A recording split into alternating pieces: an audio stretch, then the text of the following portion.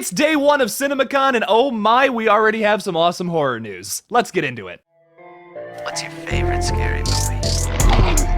Hey man. We'll tear your soul apart. Well, I'm Pennywise the Dancing now. Oh, Lord on the beast! God, don't do that. But sometimes dead is better.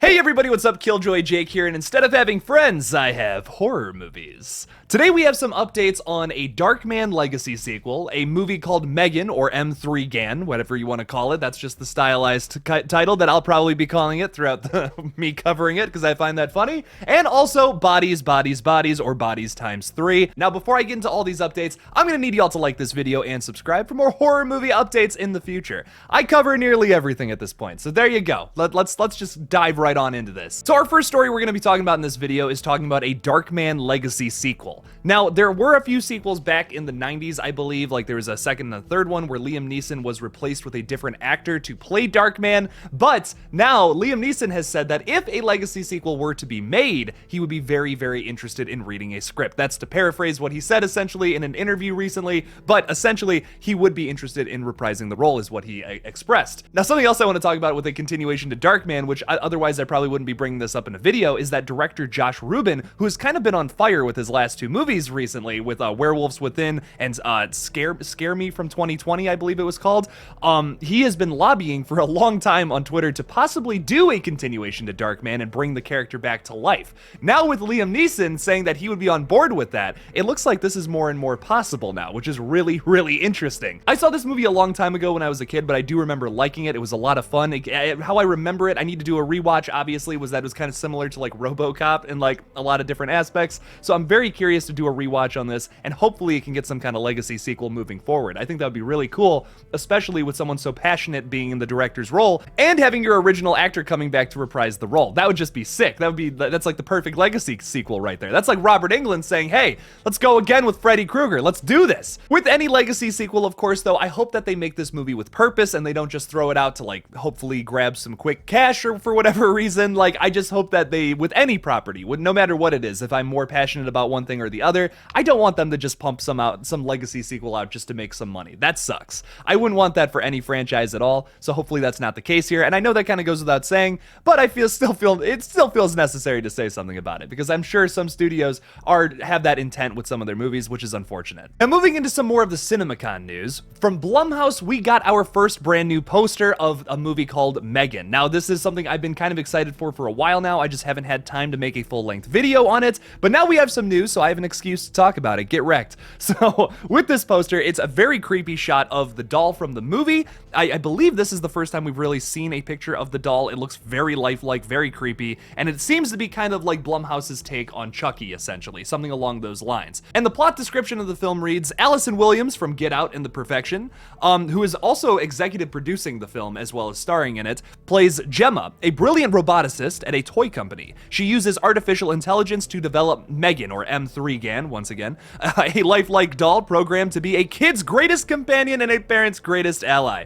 After unexpectedly gaining custody of her orphan niece, Gemma enlists the help of the M3GAN prototype, a decision that has unimaginable consequences.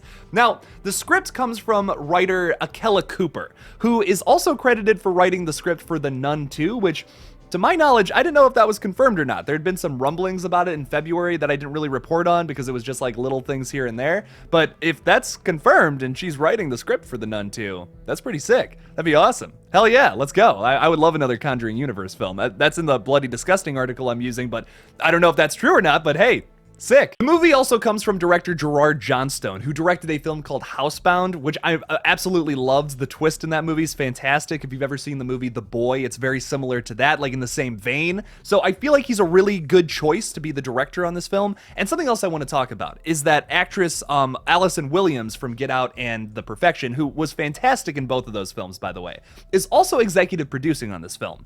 Not a whole lot of actors do that unless they're really involved in the project, they're really excited for it. So that bodes well. I think this movie could be really good. I'm very excited for it. Probably going to be a PG-13 movie because of the concept. It's a little more directed towards a younger audience, but I'm still excited for it. You can get really good movies that are PG-13, and Blumhouse would be the place to do that. Insidious is a fantastic example of that. It's one of my favorite horror films of all time, PG-13. What a shock. I love it. I think it's great. I will say the one weird thing about this movie, though, is that its release date is January 13th of 2023, which obviously with the January release date, that gets a lot of horror fans nervous because that's kind of where a lot of studios like to dump their not so great movies just to hopefully make a buck that time of the year. But I will say that January stigma is kind of starting to like disappear. It's starting to dissipate a bit now with the release of Scream making $140 million at the box office, ultimately becoming one of the highest grossing slasher films of all time, at least going into the top 10 of that. So with that being said, I think that the January stigma is kind of not so relevant anymore. Also because it's being basically released the same weekend that Scream was, which is a holiday weekend. So it would make sense for this movie to do really well during that weekend. I'm excited about the film, but with something that I'm assuming is probably going to be PG-13, that's not confirmed at this time, but but probably is, I would say. Like, I wouldn't be surprised if this ended up being PG-13, is that you gotta do well by like the character development. You're very limited with PG-13 horror films. You can't do too much with them that you can in R-rated movies. So to ultimately scare your audience, it's a little harder. So I really hope that that attention to detail is there with this film and it's done well, or else it's basically just going to be another PG-13 horror film. And I hope that's not the case with any movie that comes out. But our biggest story of the night is that Bodies, Bodies, Bodies, or Bodies Times 3, it just got its poster today, and A24 promised us on Twitter and across its various social media platforms that a trailer is coming tomorrow for the film that comes out in August, the first week of, I believe the first weekend of August. I'm very excited for this film. It's been described as A24's take on Scream, basically a slasher film with a murder mystery aspect to it. I'm super pumped for it. Anything that this company pumps out horror-wise, I'm gonna be there in a chair somewhere watching it because like 9 out of 10 times they deliver. There's that, 1 out of 10 time where it's kind of like just a whack horror movie. I've seen a few of those from A24, but if it's something great, it's typically something that blows my mind every single time. I mean, X, The Witch, Hereditary, Midsummer, The Lighthouse. Oh my god, I can go on. Saint Maud, I didn't even say that one. There's so many great horror films that have come from A24 just in the past like 5 or 6 years. Anything they put out, I'll check it out. Even though I have talked a little bit about how this film had some production issues behind the scenes, I believe there was a lot of rewrites on the script, which is a little scary. They had to pull in writer-director Chloe Okuno, who did Storm Drain on VHS 94, and she also has a new film coming out called Watcher or The Watcher. Can't remember the specific name. They had to pull her in to help rewrite the script as well as like a bunch of other writers, which always kind of is scary. When there's too many cooks in the kitchen, that can end up being a bad thing, although I trust in Chloe Okuno. She's fantastic. Literally everything she touches turns to gold in my opinion, so I'm sure that this is going to be at least something really fun. I don't know if it's going to be one of A24's best horror movies, but I'm still very, very excited for it. But of these 3 stories, what are you the most excited for? Leave me something about it in the comments below. Thank you guys so much for watching all these new horror movie updates. Don't forget to like this video and subscribe for more horror content. Also, if you want to support this channel further, make sure to support me either on Patreon or my channel memberships. You can just hit join on my channel page, and bam! You're a channel member. You get an extra video every single week, and if you support me at some of the other tiers, you get to get a little peek behind the curtain of what's going on with Red Right Hand and a bunch of other bonus videos and bonus live streams as well. So make sure to check that out. Thank you guys again for watching, and as always, don't forget to kill it out there, y'all.